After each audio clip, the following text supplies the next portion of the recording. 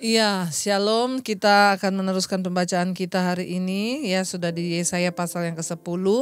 Biarlah kita tetap mau bersyukur dan tetap mencari Tuhan. Semakin hari semakin cinta Tuhan, semakin hari semakin cinta Yesus. Iya, hari ini kita lanjutkan Yesaya pasal yang ke-10 ayat yang ke-27b ya. Di sini kalau kita ikut dari pemenggalan Alkitab ya, Alkitab yang Lembaga Alkitab Indonesia, ini ada judul perikopnya. Ya, judul perikopnya itu terpotong di 27b. Judul perikopnya orang Asyur maju menyerang. Iya. Ayat 27 bagian B, saudara saya dikatakan ini, Asyur telah muncul dari Rimon. Ayat 28, dan telah datang menyerang Ayat.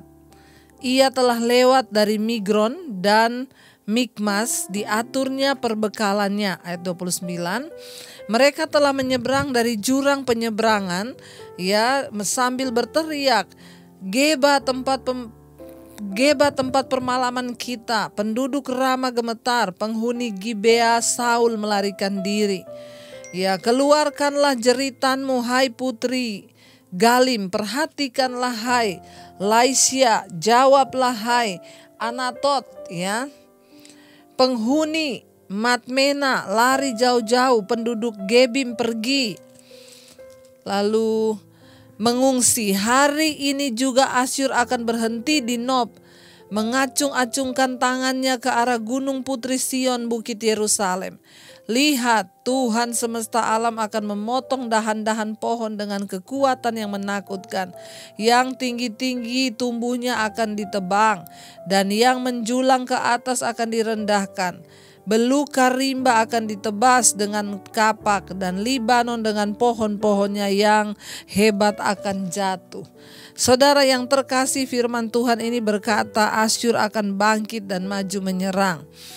Cara kota-kota ini didaftar mendekati rute sesungguhnya yang akan diambil oleh Asyur dalam penyerbuan mereka atas Yehuda pada tahun 701 sebelum Masehi. Jadi yang dia tulis di sini ini saudara ya, Asyur muncul dari Rimon, datang menyerang Ayat, ia melewati Migron, dan di Mikmas diaturnya perbekalan. Mereka menyeberang dari jurang penyeberangan sambil berteriak, Geba tempat permalaman kita, penduduk Rama gemetar, Gibea Saul melarikan diri. Ya, keluarlah jeritanmu hai putri Galim, ya perhatikanlah. Ya, dia katakan hai Laisia, jawablah hai Anatot, ya penghuni Madmena, ya lari jauh-jauh, penduduk Gebim pergi. Ini adalah daftar menurut rute, mendekati rute yang sesungguhnya yang diambil oleh Asyur dalam penyerbuan mereka di Yehuda pada tahun 701 sebelum Masehi. Jadi kota-kota ini saudara ya, mereka akan pergi dari Ayat ya. Itu mungkin yang dimaksud adalah Ai. Ya, dari perbatasan utara menuju Nob, hanya 2 mil dari Yerusalem. Ya, mereka menyerang saudara, di sini dikatakan. Jadi saudara, ayat yang ke-33 di sana dikatakan, ayat 33 ya. Lihat, Tuhan semesta alam akan memotong dahan-dahan pohon dengan kekuatan yang menakutkan. Yang tinggi-tinggi tumbuhnya akan ditebang, dan yang menjulang ke atas akan direndahkan. Demikian Tuhan memakai bangsa Asyur untuk membalaskan semua murkanya kepada bangsa Israel. Dan kota-kota yang tadinya adalah kota-kota Tuhan, mereka menyembah Tuhan, mereka berbalik untuk tidak setia kepada Tuhan, lalu ditimpakan murkanya. Tuhan memakai bangsa Asyur untuk menaklukkan kota-kota ini. Ayat 34, belukar rimba akan ditebas dengan kapak, Libanon dengan pohon-pohonnya yang hebat akan jatuh. Saudara lihat, ketika orang itu tidak lagi mencari Tuhan sungguh-sungguh, ketika orang tidak lagi sungguh-sungguh mendekat kepada Tuhan, maka dia akan mengalami banyak malapetaka, bahkan kutuk dari Tuhan akan menimpanya. Iya, sekarang kita akan lanjut pada Yesaya pasal yang ke-11 saudara ya. Yesaya yang ke-11, Raja Damai yang akan datang. Ya, ayat yang pasal yang ke-11 ayat yang pertama. Suatu tunas akan keluar dari tunggul Isai, dan taruk yang akan tumbuh dari pangkalnya akan berbuah. Suatu tunas akan keluar dari tunggul Isai, dan taruk yang akan tumbuh dari pangkalnya akan berbuah, kata firman Tuhan. Roh Tuhan akan ada padanya, roh hikmat dan pengertian, roh nasihat dan keperkasaan, roh pengenalan dan takut akan Tuhan. Ya, kesenangannya ialah takut akan Tuhan. Ia tidak akan menghakimi dengan sekilas pandang saja, atau menjatuhkan keputusan menurut kata orang, tetapi ia akan menghakimi orang-orang lemah dengan keadilan dan akan menjatuhkan keputusan terhadap orang-orang yang tertindas di negeri dengan kejujuran. Ia akan menghajar bumi dengan perkataannya seperti dengan tongkat, dan dengan nafas mulutnya ia akan membunuh orang fasik.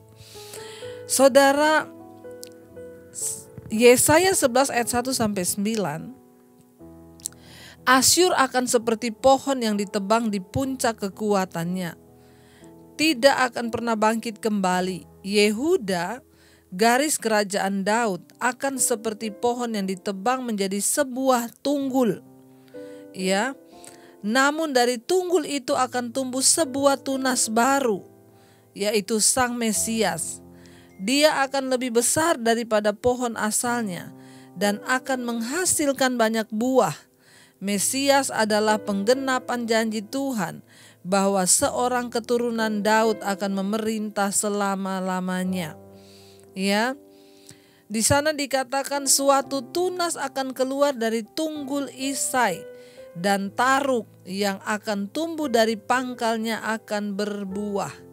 Ya, roh Tuhan akan ada padanya, roh hikmat dan pengertian, roh nasihat dan keperkasaan, roh pengenalan dan takut akan Tuhan.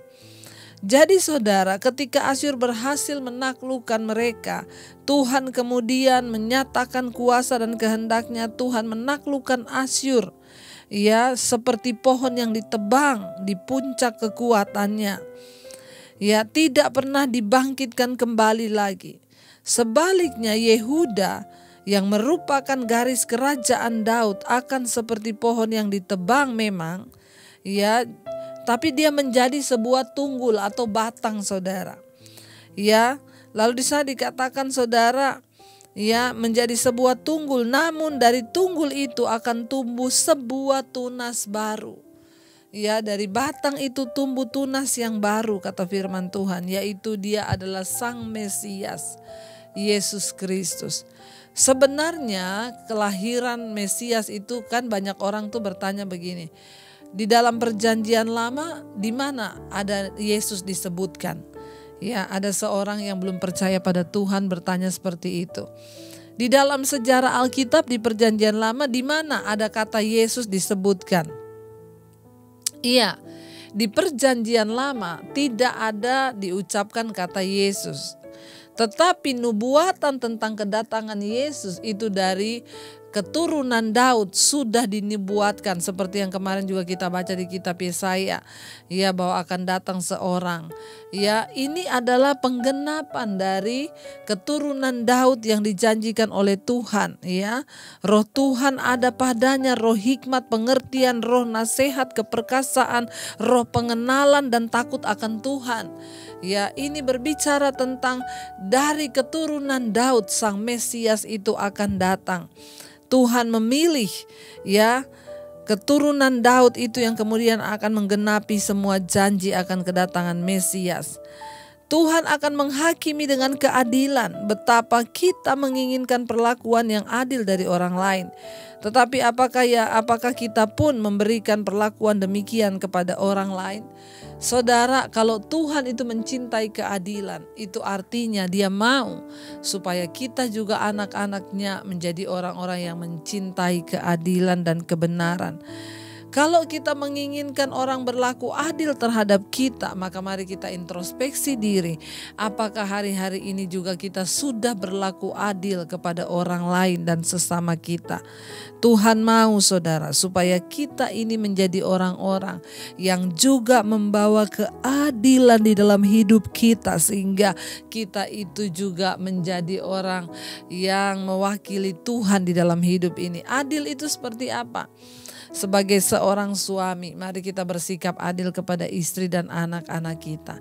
Sebagai seorang istri, mari kita bersikap adil kepada suami dan anak-anak. Demikian juga anak-anak.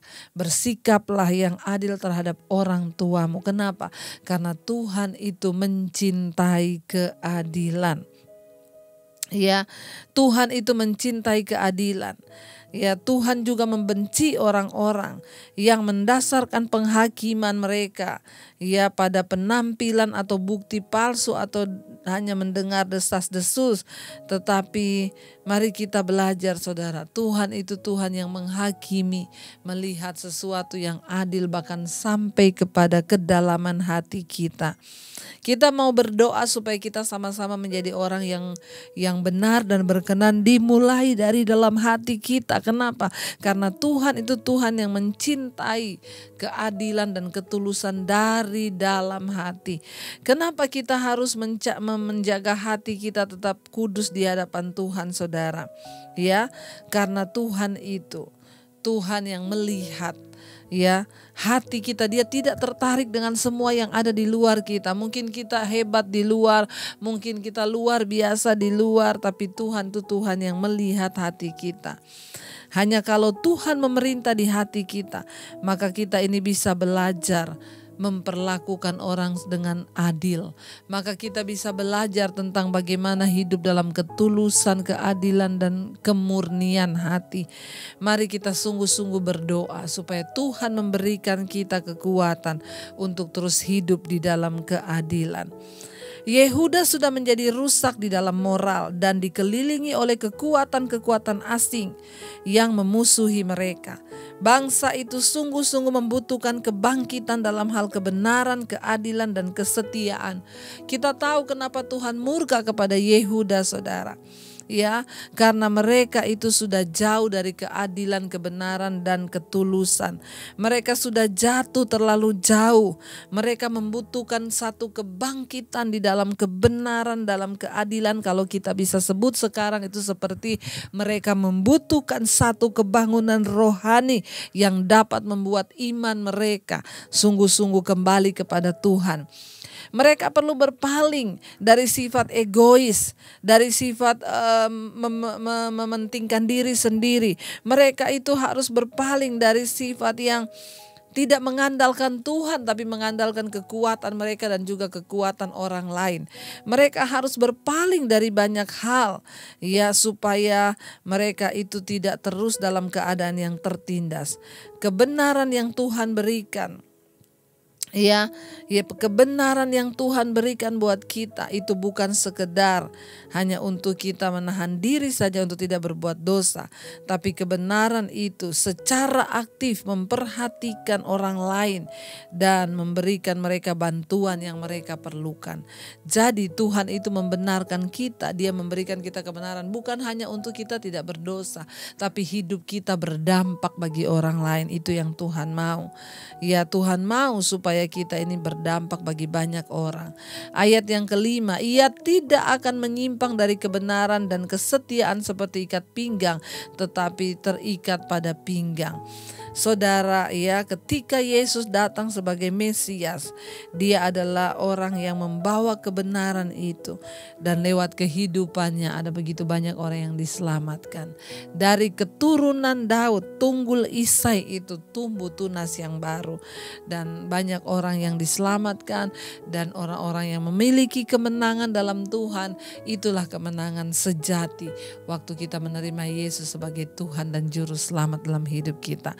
Mari kita akan satukan hati untuk kita berdoa, saudara. Kita percaya Tuhan memberikan kita kekuatan untuk terus bertahan sampai pada hari-hari yang terakhir. Tuhan terus memberikan kita hikmat marifat. Tuhan memberikan kita kemampuan pengurapan Roh Kudus untuk hidup terus dalam kebenarannya. Iya, mari kita sama-sama merenungkan firman ini, saudara. Biar kita mau bilang pada Tuhan, Tuhan, kami tahu dengan kekuatan dan kebenaran kami sendiri kami tidak bisa bertahan. Kami butuh hikmat Tuhan, kami butuh kebenaran Tuhan. Kami butuh anugerah Tuhan untuk terus bertahan di dunia ini, hidup dalam kebenaran. Bahkan kalau kami ada sampai hari ini itu semua karena anugerah Tuhan atas hidup kami. Kami datang menyerahkan seluruh hidup kami dalam tangan-Mu Tuhan. Kami mau berkata malam hari ini, aku ada saat ini, semuanya karena kasih-Mu. Aku hidup hari ini, semua berkat kemurahan-Mu. Terima kasih Yesus, Engkau sangat baik, teramat baik bagiku saat ini.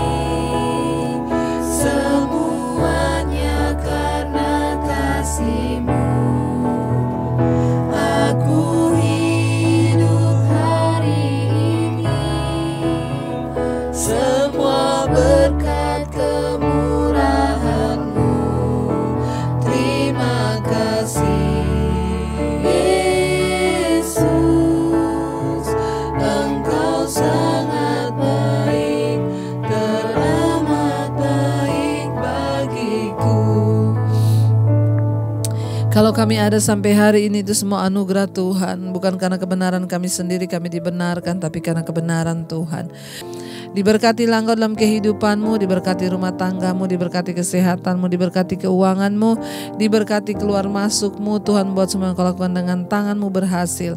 Hidupmu menjadi tanda bagi kemuliaan-Nya. Terimalah kiranya berkat dari Allah Bapa cinta kasih Tuhan Yesus Kristus, penyertaan manis Allah Roh Kudus menyertai hidupmu mulai dari malam hari ini bahkan sampai kali yang kedua. Tuhan Yesus datang kembali menjemput kita semua, nama-Mu tercatat dalam kitab kehidupan. Di dalam nama Tuhan Yesus Kristus, yang percaya diberkati Tuhan katakan bersama, amin, amin. Tuhan memberkati. Jika Anda diberkati dengan channel saya, jangan lupa tekan tombol subscribe, dan jangan lupa like, share, dan komen, dan jangan lupa untuk mengklik tombol lonceng di bawah ini supaya Anda mendapatkan pemberitahuan setiap kali saya mengupload video-video yang baru. Jangan takut karena gratis. Tuhan memberkati.